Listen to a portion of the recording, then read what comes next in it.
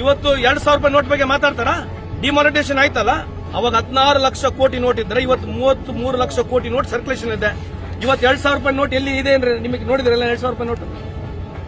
2,000 ರೂಪಾಯಿ ನೋಟು ಮತ್ತೆ ಯಾಕಿಲ್ಲ ಕೇಳಬೇಕಲ್ಲ? 2,000 ರೂಪಾಯಿ ನೋಟ್ ಎಲ್ಲಿದೆ?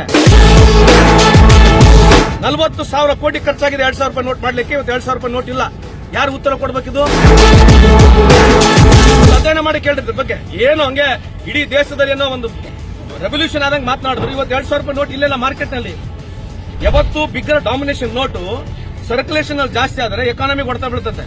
ಇವತ್ತು ಅವಾಗ 86% ಇರ್ತಕ್ಕಂಥ ಸರ್ಕ್ಯುಲೇಷನ್ ಇವತ್ತು 94% ಹೋಗಿದೆ. ಅಂದ್ರೆ 2,000 ರೂಪಾಯಿ ನೋಟ್ ಜಾಸ್ತಿ ಆದ್ರೆ ದುಡ್ಡನ್ನ ಹಿಡ್ಕೊಳಕ್ ಬಹಳ ಈಸಿ.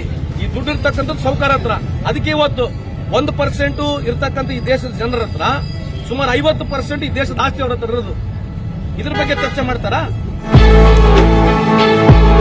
ಸುಮ್ಮನೆ ಏನೋ ಬರ್ತಾರೆ ಮಾತನಾಡ್ತಾರೆ, ಅವ್ರು ಹೇಳ್ತತೆ ಹೋಗ್ತಾರೆ ಬಿಟ್ರೆ ಯಾವ್ದನ್ನ 1 to 1 ಮಾತಾಡಕ್ಕೆ ಕೇಳಿ. ಮಧ್ಯೆ ಕೇಳಿ ಡಾಲರ್ ಬಗ್ಗೆ ಮಾತಾಡ್ತಾರೆ. ಯಾಕ್ರಿ ಡಾಲರ್ ಜಾಸ್ತಿ ಅಂತ ಕೇಳಿರಲ್ಲ, ಉತ್ತರ ಕೊಟ್ಟಿರಲ್ಲ. ಉತ್ತರ ಕೊಟ್ಟಿರೇನ್ರಿ ಡಾಲರ್ ಬಗ್ಗೆ? ನಮ್ಮ ಅಕ್ಕ ತಂಗಿಯರ ಪಾಪ ಬಡವರು ಬಂಗಾರ ತೊಂತಿದ್ರು. 29 ಬಂಗಾರ ಇತ್ತು. ಇವತ್ತು ಎಷ್ಟಾಗಿದೆ ಬಂಗಾರ? ಮತ್ತೆ ಕೊಡಕ್ಕೆ ಹೇಳಿ ಜೋಶಿ ಸಾಹೇಬ್ರಿಗೆ.